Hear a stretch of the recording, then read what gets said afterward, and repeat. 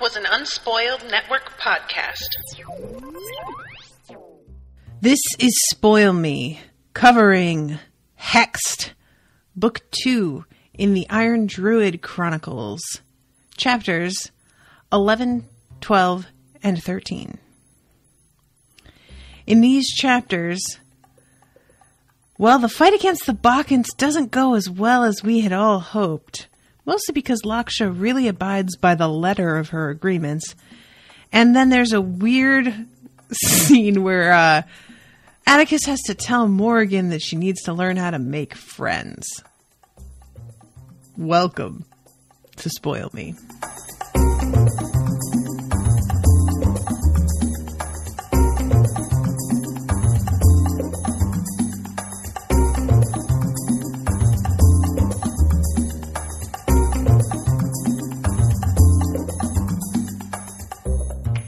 Welcome to the show, everybody. I am Natasha.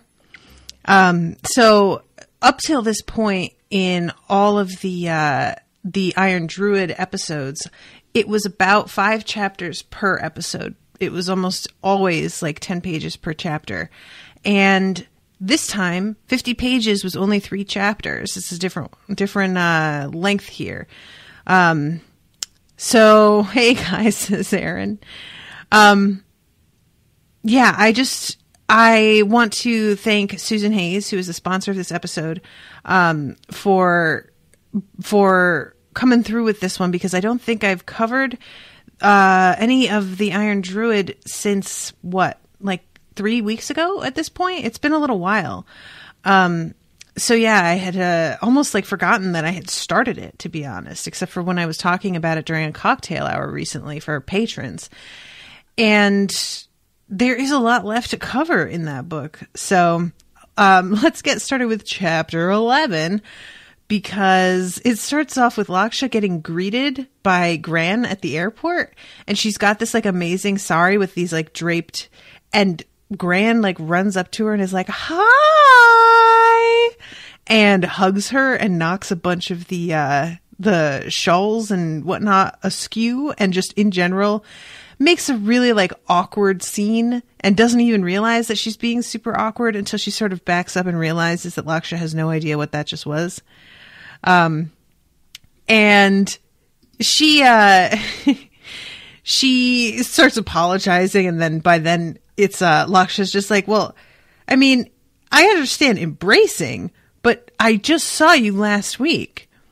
"Well, yes, but you've been so far away," Gran explained. "So distance must be taken into account when deciding whether to greet someone like this?" Well, I never thought about it quite that way before, but I guess that must be true. Yes, Gran said uncertainly. Oh, bless. That's pretty fun. So Laksha is in a pretty swanky new body. A heart-shaped face framed with a cascade of glossy black hair, lips the color of wine, a dimple to the left of her mouth, a diamond stud glinting to the right of her nose, and her eyebrows were expertly tweezed or waxed, or whatever the proper beauty exercise is called. Threading. She's got her eyebrows threaded, okay? So yeah, she is very pleased with this body, to the point that the deal that she decides that she wants to make with Atticus is getting the golden apples of immortality from Asgard for payment. And when she says it, where is the moment? I'm trying to find the exact. Oh, right, because he starts to talk about how he just wants the Bacchantes dead. And Gran has a real problem with this. And it's like, you're basically paying her to murder people. And he says they're not human, though. Like, he compares it to if, you watch a zombie movie and there's somebody who's afraid to kill a zombie because technically it's a human victim. And it's like, yeah, they are, but they're also spreading this and will kill you, and they don't care about mercy. Like, if you don't kill a zombie, it's not like, oh, thanks for not killing me. It's still trying to eat you. And that's how it is with the Bacchantes. And this reminds me of, in a recent Dresden Files book, there are some thralls that basically are still people, but they don't come, like their brains have been so scrambled that they are never going to come back from what was done to them. So Gran and Laksha are basically like, but can't you do anything with your magic to fix this? And he says that they're going to be out in town, first of all. So it's not a natural environment where he can draw power from the earth. And also, while he has, like, you know, basically turned himself into an almost immortal, he's still a human. And he will be just as susceptible to their madness and magic as anyone would be, which is interesting. I kind of expected his necklace to guard him from them, but they're immune to iron, so the necklace like relies on iron as its method of defense. So if that's what if they're immune to it, then I guess that wouldn't have any influence. And then Gran brings up a really good point, which is they worship Bacchus, and you were in contact with a lot of gods recently. Can't you just go find Bacchus and have a chat with him? And apparently the gods take sides in the same way as humans do. So Bacchus was worshipped by the Romans, and because the Romans hated druids and killed them all, Bacchus would react the same way if Atticus were to come to him to ask for help. He says, I think Bacchus would roast me on a spit before he'd have 3 words conference with me. And if he thought I even existed, much less got myself involved in killing his Bacchans tonight, he might decide to show up personally. Won't he show up anyway? Laksha asked. I doubt it very much, I said. His worshippers fluctuate like no others. Their numbers swell like viruses until they madden someone with a large army, or more likely, magic users protecting a territory like this one, and then they're ruthlessly snuffed. He binges on a glut of worship and then deals with the hangover, just like his worshippers have to deal with the after effects of their debauchery. So he's very confident here that Bacchus isn't going to get involved. I'm not going to have to deal with that guy, whatever. But we know from reading later that someone got away and his tote's going to let Bacchus know what the fuck happened. And so we can expect Bacchus, an angry Roman, to show up at his door at any point. And like when Bacchus gets angry, that's a whole nother level of angry that nobody wants to see. So finally we get to, I want you to bring me the golden apples of Idunn. I laughed. No, seriously, what do you want? I'm quite serious. That is what I want. My grin slid off my face and crashed into my burrow. How is that a service in kind? It's on a completely different scale. I think not. A dozen frenzied Bacchans silenced for you in exchange for a few apples? That is not so much. It is when the apples are in Asgard. Asgard? Gran gaped at me. You know how we can go to fucking Asgard? Yes, druids can walk the plains. That's why she needs me to... Hey, look, Gran, there's no we in this scenario.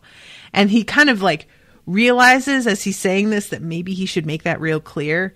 So he tells Laksha that his apprentice is not involved in the deal, and anything that any like debts that he has accrued do not fall to her, which was smart because that is just the sort of thing that many different creatures would decide was like the order of the day. There's, you know, the whole, like, there are fairies with the promises must be kept, and they are forced, if they like take someone out of commission, to uphold the promises that person made. If they are responsible for that fairy not being able to what's the word I want? To uphold their end of the bargain themselves. So let's see.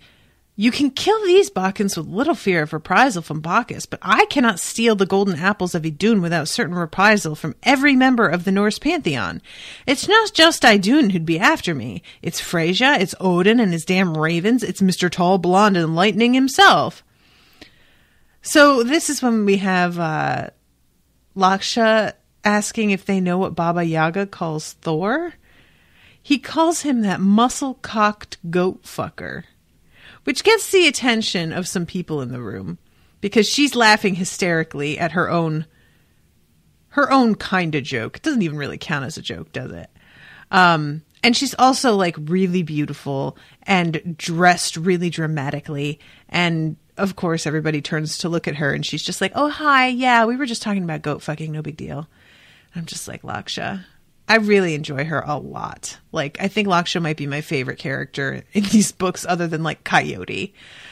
I'm a fan of Agents of Chaos. She's not really chaos, actually. I guess she would be a sort of like lawful neutral, right? Where she follows like instructions and she makes deals and she's trying to do the right thing, but it's not really like her instinct to do the right thing. It's just like she really has to stop and ask herself, what is the right thing here? Because it's not something that she understands innately the way some people do. But Coyote's definitely chaos, and that's fine. I'm a big fan. Okay, this is, all right, so I'm trying to find the other, why do you want the golden apples specifically? I like this body I am in. I don't want it to age. I don't want to have to change bodies every few decades. Which, I'm like, realizing, like, okay, so first of all, that was the first thing that I thought of when I was reading this and it said that she got a new body. I was like, I wonder how long she gets to keep that body though. And we get an answer right away. The body is going to age the same way that anybody's body would age. Despite the fact that she has control over a lot of its functions internally, which she points out a little bit later. And is able to, like, you know, control whether the body reacts to sudden dumps of, for example, hormones into her bloodstream. But apparently it's only like the body's reaction. It's not the actual physical occurrence or the physiological, I guess, occurrence of the hormones being released in the first place. So no, she can't stop herself from aging.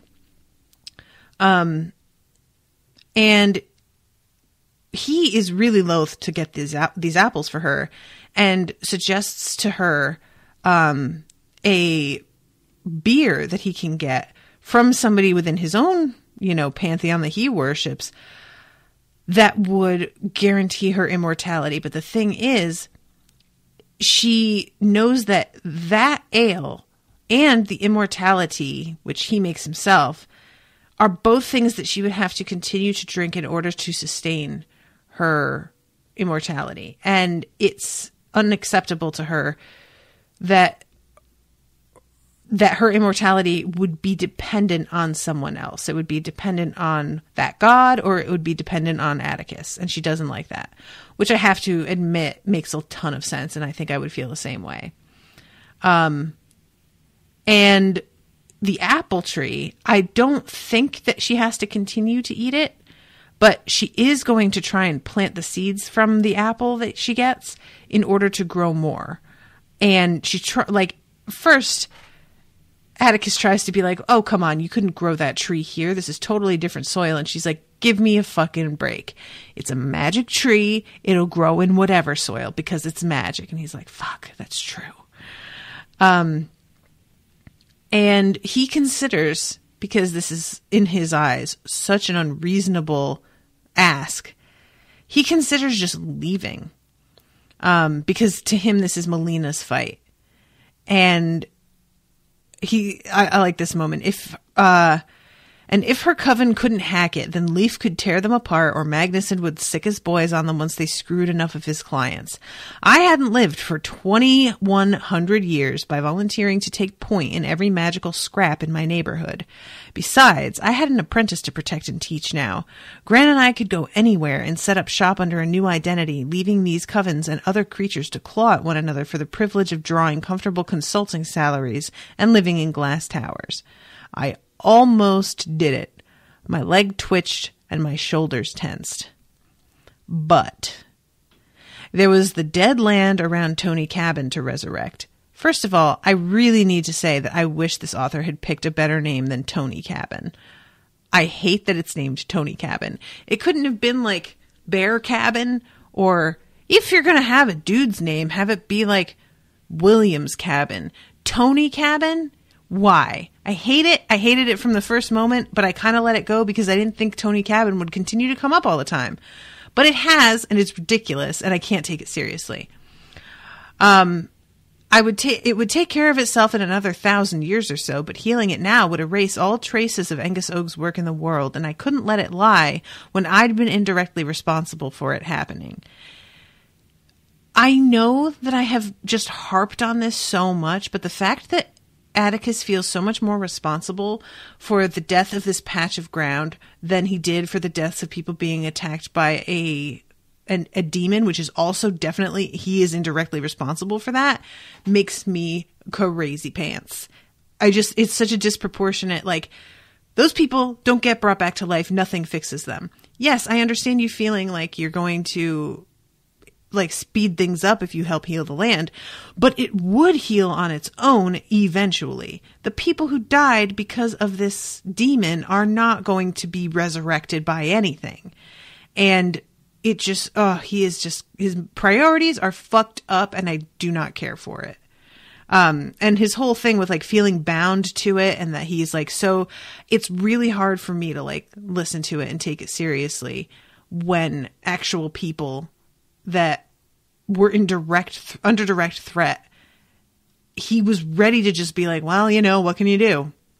Like, guy, don't try and make me think that you actually want to take responsibility for yourself, because that feels really selective and yeah. So, Aaron says he's bound to the earth. It's literally woven into his skin. Don't give a shit. He's a human being first. Like, and there's plenty of other ground there's plenty of other earth. He's not living at Tony Cabin, and it will heal itself eventually. Will it take forever? Sure. But nevertheless, there were people being eaten, children at a school, and he couldn't have cared less. He was not even going to go over there, except that he basically got like bullied into it by Coyote. So, no excuses. So, another thing to consider was the likelihood that I was under surveillance and could not disappear as easily as I had in the past. Father Gregory and Rabbi Yosef certainly seemed to be watching me closely, whom I had forgotten about from the last read. But yeah, what is up with those weirdos? Or were in close contact with someone else who was. Like it or not, I had raised my profile considerably by killing Angus Og, and if various beings decided they would like to test themselves against me, I'd be better off defending myself in a place where I'd had years to build up wards. Which makes sense. Aaron's saying, Bronze Age human, he's not one of us. Aaron, stop it. Nope, you're not going to say anything that's going to convince me that his like frame of mind in that was reasonable in any way. You can't live among humans and claim that you're like in an area because you're trying to protect things and then just not care about the inhabitants of that area. You just can't. Those are not compatible ideas. So he is really convinced at this point, and this had occurred to me as well, that maybe Laksha is bringing him into a fight with Thor on behalf of somebody else who has been wanting him to fight Thor. So he's like, did Leaf call you and try and convince you to do this? Or maybe the other one, the werewolf, perhaps? Because I know a lot of people who want me to get up in Thor's face. And this feels like baiting him specifically. So are you doing this because of somebody putting you up to it? And she's like, I just want to keep this body going. And I feel like that's a very valid, like, she hasn't gotten a body that she's, like, as she puts it, I have not acquired a body without also acquiring further karmic debt. So she, the person whose body she's inhabiting gave it up pretty easily. And it's a body that she likes the look of and the feel of. And she didn't have to hurt anybody to get it. It makes a lot of sense that she'd be as determined to keep it as she is. So then she tries to be like, oh, no, I want all the apples, because he's like, you don't actually need them all. You just need one for the seeds. And she says, I want them all in case I get a dud, which I just could not stop laughing. Like, in case I get a dud, they're magic apples. Do you really think there's duds, Laksha? She probably hasn't gotten this far. because she was incautious.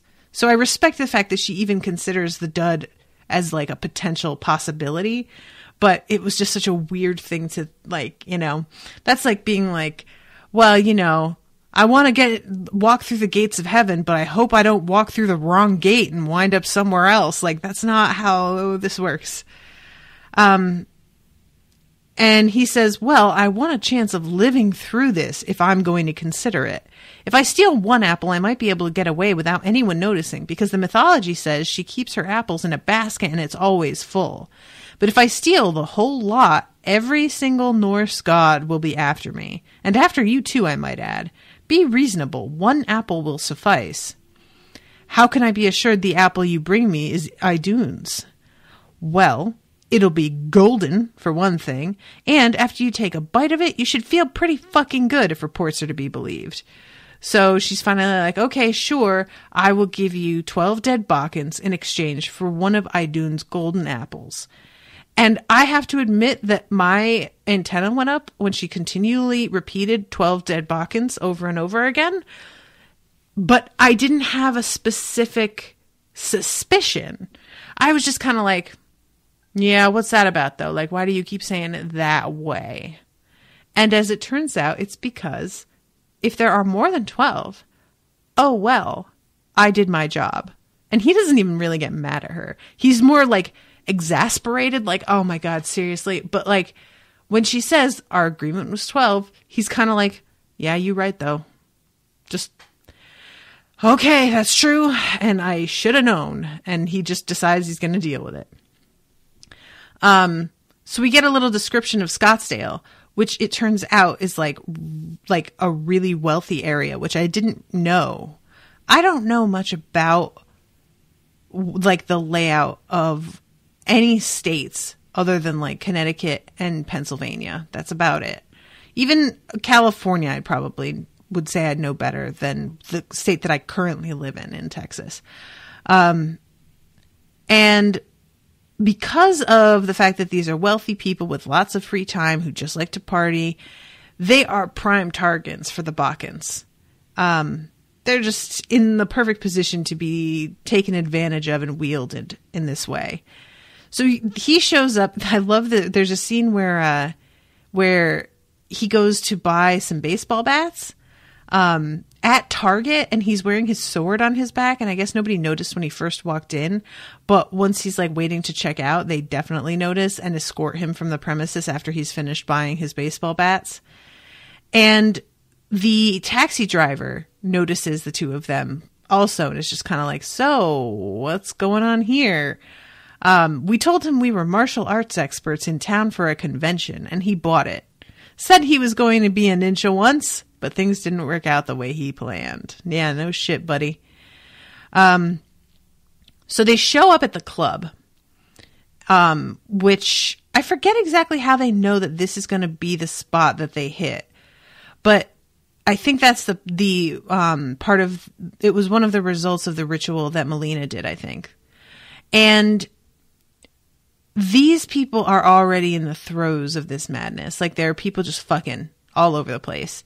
At the very least, half naked and dancing together. And he is really afraid of walking in, Atticus, because, as he has said, he thinks that he is just as susceptible as anybody would be. And this leads to an interesting conversation with Laksha, where she says, can't you control your body? And she says, precisely, I have utter control over this body's nervous system.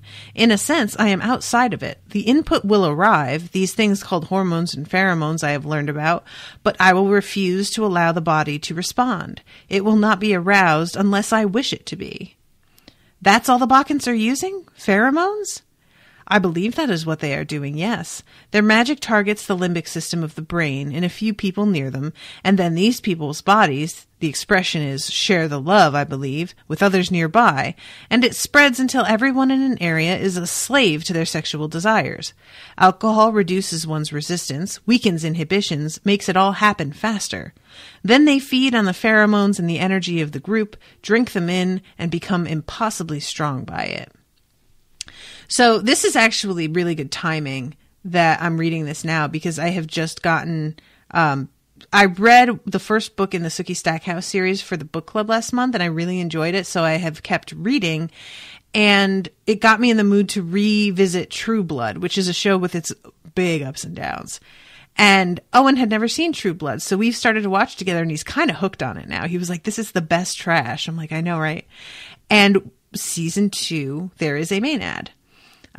So a lot of this like description, I was just like, man, I've just been seeing this on my TV screen like yesterday. So Laksha insists that he come inside with her, even though, you know, he's susceptible, just to get a look around and understand like what's going on. And he goes in, and almost immediately somebody comes up behind Laksha and tries to grope her, and she like bashes the guy in the side of the head with her elbow. Like, she's ready. And then a girl comes up to Atticus and starts to make out with him. And he's like trying to keep his defenses up, but immediately kind of crashes and burns when this woman starts to kiss him. And Laksha has to yank the woman away and like smack him in the face, which is my favorite thing. And he has been trying to think about baseball to himself, and it's pretty fun. So he finally leaves and waits outside while Laksha does her thing. And the problem is that he's waiting outside holding 2 baseball bats and has a sword over his back, which gets the attention of the police a little bit. And it leads to a pretty amazing moment of the cops being like, so that sword, you really shouldn't have that. And he camouflages the sword and goes, what sword? Then he's like, well, at least drop the bats and show me some ID. So he camouflages the bats and then goes, what bats? And then they just say, show me some ID. And he camouflages himself and then says, who are you talking to? Which is super hilarious to me. I just like, oh my God. I just love that so much. Sue is saying, isn't there something other than baseball to think about? Annoying trope. You know, that's fair. Like, I don't think I've had this problem in a long time, having to think of something other than sex. Like, you know, women don't get erections. So even if we are aroused, it's not something that we need people to worry about seeing the same way. But even if I were, it's, you know, not since like maybe college did I have to like be like, oh my God, Natasha, you need to focus. So I don't know what I would think about if I probably planners, something like that, you know. But like with Owen, I wonder because Owen's not a sports guy. Like, I should ask him what it is he thinks about comic books. Yeah, comic books have a lot of busty women in them. Probably be good to avoid comic books. Maybe, I was going to say Star Wars, but there's that gold bikini. I mean, a lot of fandom stuff is probably not safe. I don't know. I'm going to have to find out. So finally, he like kind of like ducks out of the way because the camouflage, he's not totally invisible, but it's dark out. So it's like really effective. Despite not being perfectly invisible, he may as well be at this point. So the cops are like sitting there deciding what to do because this guy is just, you know, obviously was really threatening. Something weird was going on with him, and they're debating whether or not they're going to just go into the club and look for him because he must have disappeared into the club. And obviously Atticus is just kind of like, all right, well, we can't have that because if you guys go in there with your guns, that shit's going to make things even worse. Like, they're immune to iron, but they are, like, all of the other people in there are not immune to iron. So all kinds of folks could get hurt because you just lost your shit. So to distract them and keep them from going into the club, he does a bit of magic that draws the hand of the one cop to the face of the other. Basically, he forces Eric and Frank, the 2 cops, to get into a slap fight with each other, which I really want to see a lot. And I love Frank reacted as any American might to being slapped unexpectedly in the face by his partner. Ow! You dick, Eric! What the fuck? Now I knew both their names. Frank lashed out and laid one on Eric before Eric could explain it had been an involuntary muscle spasm, and then it was on. Watching two cops have a slap fight was a pretty amusing way to pass an idle moment or two. I've rarely been so entertained while waiting for someone. Eric had the advantage in terms of reach, but Frank was much faster. Frank was landing 2 or 3 slaps to every one of Eric's, and after a half minute of that, Eric had had damn well enough. He turned his open-handed slap into a fist, crunching it into Frank's nose. Frank yelped and staggered backward, raising his hand to his face. It came away drenched in his own blood. "Oh, shit, I'm sorry, Frank," Eric said, holding his hands up. "Sorry isn't going to make it better," Frank growled, and he bull-rushed his partner and wrapped him up in a textbook tackle. Eric managed to twist as he fell so that he landed on his shoulder, keeping his head from hitting the pavement. So they just keep on grappling here, and finally when things begin to calm down, they're like, so how about we just say that this guy attacked us, and that is where all of our injuries are, because the fact that we got into a bitch fight on the sidewalk doesn't really look super good. And as they are figuring this out, Atticus hears screaming start inside the club. Laksha emerged with a wicked grin on her face, and then more people came spilling out behind her, some of them in nothing but underwear, clearly panicked and fleeing for their lives. Laksha's grin faded as she saw the lights of the police car, but didn't see me. She kept coming straight ahead to clear the press of the stampeding mob, and I hissed at her to get her attention. 'Cause she can't see him. She has to use her other sight in order to tell where he is.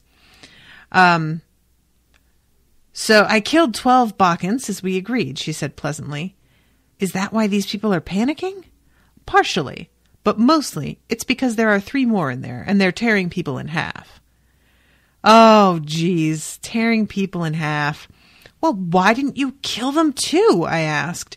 Because we agreed on 12. I'll be sure not to fetch you any extra apples then. Where are they? I'm sure they'll be coming out after me soon enough. They'll be the ones dressed in white sheaths stained with wine and carrying staves. Bloodthirsty look in their eyes, chunks of meat in their teeth. You can't miss them. She wasn't kidding. A particularly piercing scream drew my gaze to the entrance, where a diminutive brunette in a white nightie had seized a much taller woman by the hair and a fistful of fabric at the small of her back. As I watched, this tiny woman, who could not have weighed more than 110 pounds, heaved the larger one off her feet, spun her around like a discus thrower, and slung her in a high, shrieking arc across the parking lot over our heads to land ruinously on the top of Frank and Eric's patrol car. Yikes! I almost wish Gran could have seen it. She wouldn't have thought the Bacchantes were victims any more. Laksha laughed, somehow thinking the poor woman's death was funny. We had a different sense of humor, I guess. Yeah, Laksha, it is funny, though, in a way, if you don't think of them as people. But yeah, that's rough, man. He's just working with somebody whose priorities are so totally different than his own. And yet, but I won't get into it. So Laksha is done. As far as she's concerned, she held up her end of the bargain and she is about to walk away. So now it's time for Atticus to start to get into it. And he wants to take down the Bacchantes before the police start to approach the scene with their guns again. And he takes out 2 of them, I think. There's the teeny tiny one whom he fights first. And when the other sees this tiny one getting whipped around, the other one starts coming. And the first one's really cute and petite and seems like a head of the cheerleading squad. But the next one is not very attractive. And, she was coming for me. She couldn't see me, but she knew that something had just taken down her sister and it was still nearby. So she can sense him. And also we find out later that she can smell him. which I don't think that he had considered. I certainly really hadn't. I didn't think about, I'm not even sure that like this is extra sensory, like that she has a heightened sense of smell. It may be, but it also like, I like to think that if I were fighting somebody invisible, that I might be able to smell them just because I wasn't being distracted by visual cues. So that's the thing that I would sort of hone in on. So they fight and she like breaks his bat in half and he has to stab her with like the broken half of the bat. Luckily Bokkins can't like heal themselves the same way. So he thinks that he's like in the clear because even though she hasn't dropped dead when he stabbed her, she's not in good shape and she's going to go down from simple blood loss shortly. So he thinks that he can just sort of bide his time. But that's the thing, is that she can smell him. So she like pulls this thing out of her neck and chucks it at him and very nearly gets him. Like it's a near miss. So then she comes at him and he manages, because like he's finally taken the camouflage off himself. She jumps on him and he uses the bat and he decides to take the camouflage off his bat so that she will focus on that instead of trying to strangle him, which works. And as she's like trying to yank the bat out of his hands, he finally just lets go so that she like flies backward. And he punches her using the strength from his amulet. And when he uppercuts her, it's so strong a hit that it snaps her neck, which is pretty crazy. Unfortunately, this is when the cops show back up. And so Atticus is sitting there with a dead woman on top of him, covered in blood. And the sword and baseball bats, by the way, are very clearly visible now. They are not camouflaged anymore. So they arrest him, as you do.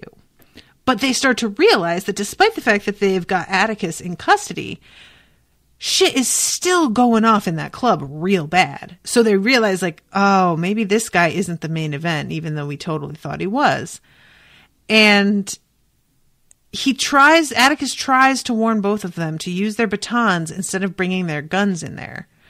But neither of them listen to him. First, it's Frank who goes in. You hear like 9 shots. I assume that's as many as that gun will hold. And so he probably just used it up until he couldn't shoot anymore. And then Eric, once he hears the guy start screaming, he decides to go in after him. And yeah, more shots rang out from the club, but Eric didn't get off as many as Frank did before his screaming began, then ended. Sirens wailed in the night, all converging on the club, and I knew I didn't have much time to make myself scarce. There was a thin strip of landscaping between the sidewalk and the parking lot where a couple of palo verdes grew alongside some blue agave plants.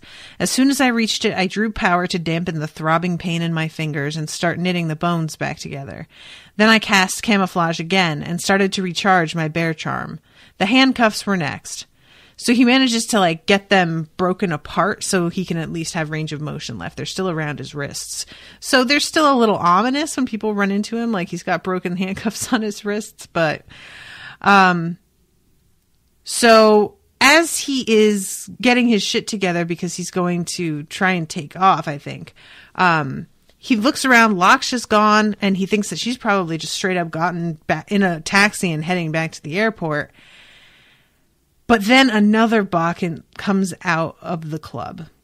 And this one, he's got his camouflage back up again by this point, but this one senses that he's there. "What are you?" she hissed. "I know you are there. I smell magic. Are you a witch? One of the Polish ones?" "Nope," I said. "2 more guesses." "Are you the vampire Helgerson?" Now that was an interesting guess. Besides revealing that she knew who Leaf was, she must have thought him capable of something approaching invisibility and capable of caring whether some Bakken's parties in Scottsdale or not. "Nope, I can still walk in sunshine." "Then you are the Druid O'Sullivan." She could have knocked me over with a marshmallow, I was so surprised, but I couldn't let her know that. "Pleased to meet you," I said politely, then ruined it by saying, "But not really." So she says, Lord Bacchus must hear of this and turns and runs. And he can't stop her because she's in the middle of a parking lot covered in asphalt, and there is nothing for him to use from nature to grab her and stop her from moving. So, Bacchus is going to be directly informed that Atticus at least himself killed 2 and was responsible for the death of another 12 Bacchans, and this is going to look pretty bad. Also, there are 2 dead cops and at least 2 civilians, 2 normies, that are also dead. So this is a big story that's potentially going to go national. And I feel like, you know, this day and age, maybe nobody would even notice it because we're so used to like mass shootings. But I feel like people in the club being ripped in half probably would, you know, it would make it a little bit more distinctive. So he goes home finally because he realizes that that was the last Bacchant. She's gotten away. There's really not much to do. He takes a cab home and binds the sword to his dresser. It had been absorbed to him so that one of the cops was trying to move it at one point and he couldn't move it.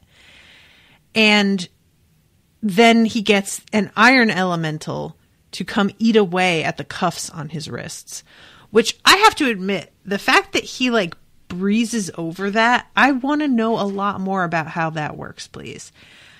Just being like, well, you know, I got an iron elemental to take care of it. Like, nah, dude, I want some details about that. Tell me, what did you do to get in touch with him? Did you just talk to the ground? What does he look like? How does he eat it? Does he like dissolve it and it's eating to him? Or does he like, is he a little person that comes up out of the ground and like takes a bite out of it? I want to know what that looks like. So he goes to sleep outside again because of the healing power of the ground and wakes up with Morrigan the crow in his face. And it turns out that Morrigan is here to collect on her debt in more than one way. She had previously made a deal with Atticus that she would not take him if he would show her how to make the protective necklace that he has. But also, after the fight with Angus Og, she had let him know that she wanted to fuck. And he sort of had, like, low-key hoped that she had forgotten about it. But she hasn't. And, like, during this scene, he's, like, getting up to go shower and hoping that he's going to have a nice start to his day, despite being startled awake. And she follows him into the bathroom and comes on to him. I have to be honest that I am not super comfortable with this whole thing. Because basically, this is somebody who isn't excited about having sex with this person, and I use person loosely, being forced to, because of fear of repercussions. It's essentially rape. And she hurts him throughout and threatens him throughout. And he says at one point that he was fucking scared and that she liked it. And the only reason that this is funny in any sense is because the Morrigan is a woman, and a woman being in the position of enjoying someone's fear during sex is not common. It's not something that we see that often. And it's like, you know, a reversal that makes us feel a little bit more comfortable with the whole thing, but we should not be comfortable because she's raping this dude, and it's gross and ugly and hurtful, and he has to go outside and heal himself in the ground again afterwards. So that's not great, and I didn't care for it. And I feel a little bit bad that Atticus doesn't think about it in those terms and is just like, well, I decided that I was going to do my best to enjoy it, which is like literally something that fucking senators and congressmen have said about women being raped. Is like, well, you know, if you realize that it's inevitable and it's just going to happen, just try your best to enjoy it. Like, that's a thing. Like, you know, just the ignorance is astounding there. So for Atticus to adopt that sort of attitude towards this whole thing is just, it's incredibly problematic and just like, it's a bummer. And the whole thing is sort of played for laughs in a way, and I couldn't do it. I couldn't get into it because I was just too distracted by like, this is actually super gross. And if you reversed these roles and it was a male god doing this to a woman, it would not be awesome at all. We wouldn't be like, oh, that crazy chick fucking those gods. It would be like, wow, a god raped a woman. Cool. That sucks. And yeah, so this was just really like uncomfortable. The only thing that he does like get out of it is that she somehow uses the magic of their sex to regenerate his ear. And he's really delighted by that. Like he just never thought that he was going to have his ear back. So he accidentally says, that was so nice of you. And she basically sucker punches him and then just says, what did you just say to me? Curse your meddling, I managed to wheeze. That's better, she said, and released me. I guess there would be no cuddling session. So, you know, he gets his ear back. She decks him again, but whatever. So he goes downstairs and makes this like huge elaborate breakfast because this is a goddess and obviously he has to give her the A+ treatment. And when she comes downstairs to eat, she starts like, first there's, you know, her paying compliments on the food, drinking tons and tons of coffee, asking for another omelet, like she's really eating. And then finally she says, have you wondered where I've been the past few weeks? And it turns out that there is a civil war in Tir na Nog. And it turns out that Angus Og's partisans decided that even though Angus Og is dead, they were going to go ahead and fight that fight that they had been like gearing up for. And they go up against Morrigan and Brigid. And she says after the first wave broke, a purge was necessary. And that took the majority of the time. They were all lesser fae to one degree or another, but they had some impressive weapons bequeathed to them by Angus Og. Brigid's new armor got a strenuous test. Brigid took up arms herself? The Tuatha De Danann are loath to put themselves in mortal peril when they can get someone else to die for them. The Morrigan nodded. Aye, and I'm forced to admit she acquitted herself well. She is as fearsome a foe as ever she was. And she says that she thinks that while there might still be like political struggles happening, the actual fighting is over. So she doesn't really give a shit because Morrigan is all about actual fights. So then she says, we have a deal, and I need you to start teaching me about how to make your necklace. Now, it's just a little bit unbelievable to me that he understands so much more about this magic than she does. Like, even down to the idea that she's not aware cold iron doesn't necessarily have to be cold forged in order to work against fairies. Like, I just find that unbelievable that she walks the earth the way that she does and does not yet know that. She has to realize that all iron that she's ever come across has hurt her and that can't be all cold forged, right? I would think. But yeah, so like basically this is a whole scene of like a human dude teaching a goddess how to do things. And I'm just like, okay, I guess. And the part that I found hilarious is that part of this process of making these amulets involves doing something that only an iron elemental can do. And because of that, you have to become buddies with this elemental because you aren't like, even the Morrigan could not do this yourself. And she does not know how to make friends. She does not know how to be nice. She doesn't know, like, he has to explain to her, well, they like to snack on fairies. Grab them a couple fairies and then tell them that you like ice cream and that probably fairies taste like ice cream and, you know, just have a little bit of patter. And she's just completely like, and like kind of gets mad and then becomes uncertain and then sort of gets mad again. Like she's this is a really insecure moment for her. So Erin says she doesn't really walk the earth, though. She spends all her time in Tirnanog politicking with fairies and dipshits like Angus-Og. Yeah, I guess I get the impression that she walks the earth because she's visiting Atticus all the time, and I just assume that he's not the only one that she's visiting, but maybe he is the only one that she's visiting. I don't know her life. And he talks about how he's using these speckles of iron in his aura as aliases, which is a really wild idea. So basically, he has attached these like bits in his aura to the actual iron of his amulet so that they function as if they were iron without actually being iron floating around him all the time. And this creates essentially a shield that confuses magic that attacks him by attacking instead the iron, and all of that attack then gets focused into the pendant. So I thought that was a pretty cool explanation. That made a lot of sense to me.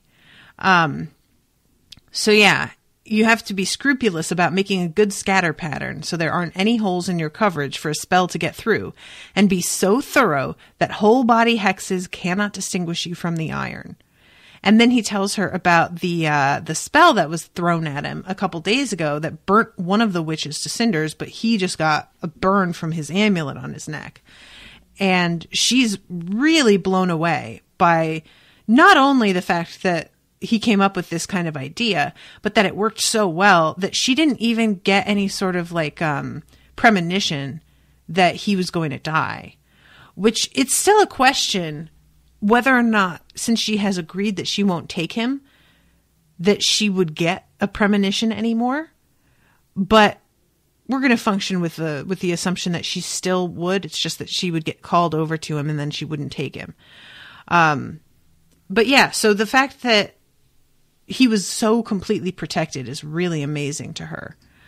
I really wonder, like, because the Morrigan is the one that brings them down to their afterlife, you know, if she died, what happens? Do they just go to a different afterlife, or do they just stroll around in a weird, like, ghost state? Like, the fact that anybody wants to kill Morrigan, it just feels like, aren't you kind of shooting yourself in the head in the end with that, I would think? But, you know, what do I know? I don't know anything. So let's see. How do you bind the cold iron to your aura? Doesn't the iron resist your magic? So yeah, this is the part where he says the iron elemental. I am not a goddess of smiths. I have no talent for iron, nor for making friends. Perhaps you could view it as an opportunity for personal growth rather than an obstacle. As a goddess of death, making friends wouldn't make sense, I suppose, since you must eventually take them all. But I can walk you through that process, too. It's not difficult. Yes, it is! I respectfully disagree. Iron elementals like to eat fairies. I'm sure you can lay hands on a few of those. Easily, she agreed. They breed like rodents in Tirnanog. Great. Now, when the iron elemental thanks you for the fairies and suggests that you were kind or nice to offer such a tasty snack, do not threaten it with violence in response. Instead, smile and say it's welcome. You might even share that you rather enjoy a bowl of ice cream now and then, and that you imagine fairies must be something like ice cream to them. Her eyebrows knitted together and her lower lip seemed dangerously close to trembling, but then she scowled and the scarlet glow of her anger flared again in her eyes. As quickly as it appeared, it faded, and uncertainty crept again into her features. She looked down at the table, her raven hair falling forward to mask her face, and she spoke to me from behind a black curtain. I can't do this. Making friends is not in my nature. I am a stranger to kindness. Nonsense. I flicked my ear. I flicked my gloriously shaped right ear. Here's living proof of your kindness. Irish generosity thrives within you, Morrigan. But that was sex. I can't have sex with an elemental. That is true. But there are other ways to be kind to people, as I'm sure you're aware. I think the trouble is that you never let people be kind to you in return. Tell you what, I'll get you ready to make friends with an iron elemental. You can practice all the intricacies of friendship with me. I'd be honored to be your friend. The Morrigan rose abruptly from her chair and scooped the iron meteorites back into the leather bag, her face hidden by her hair all the while. Thank you for the sex, and the meal, and the instruction. You have been a most gracious host. I will visit... can't say his name, and return when I have the amulets. Without another word, she bound herself to a crow's form right on my table, and snatched the pouch in her talons, and then flew out my back door, which opened by itself to allow her egress. So, it's unclear whether she's decided to take his advice and try and learn about friendship. I think she has. At least she's going to get the amulets made first and think it over, and I'm guessing that she's going to realize that there is no way forward but what he's telling her. And so he is going to have to try, she's going to have to try and do the friendship thing, which will be interesting. Sure enough. Yeah. So, that's the end of chapter 13. So yeah, now we're on odd chapters. Is there anything else anyone in the audience wants to ask me before I wrap this sucker up? Thank you again to Sue Hayes for commissioning this episode and for coming to the chat, and to Aaron also. I think there's one other person here. Leon is here. Welcome to all of you guys. Thank you all so much for coming. It has been a real rough day, and I have canceled my evening recording, but I did want to get the commissions done at least. So I appreciate you guys all coming out and keeping me company. It's helpful. Oh, guys. Yeah. So because of the stuff that relates to that convo, says Aaron, I'm missing Walk the Earth. Morgan is my favorite character. I feel like things came out of order from you. Morgan is my favorite character because of stuff that relates to that convo, I think is what you said, right, Aaron? Which I can understand. Like, she's not my favorite, but she's entertaining when she shows up. Hope it gets better, Cicely, and thank you. Sorry it was a rough day. Anything we can do to help? Sadly, no. Somebody passed away, and that's just, it is what it is. So I'm going to go and drink and curl up into a ball and try and distract myself with bad television and junk food, probably, for the rest of the day. And you have, Morgan's character is fascinating and you haven't even started seeing it yet. Okay, cool. Well, it's good to know that there's something in store with her. All right, everybody. Well, thank you again all for coming.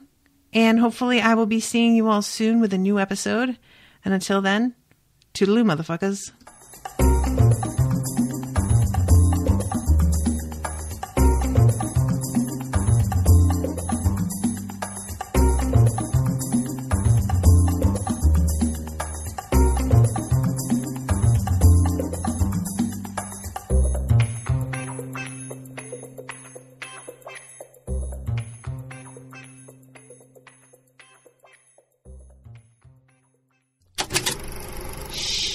That was an Unspoiled Network podcast.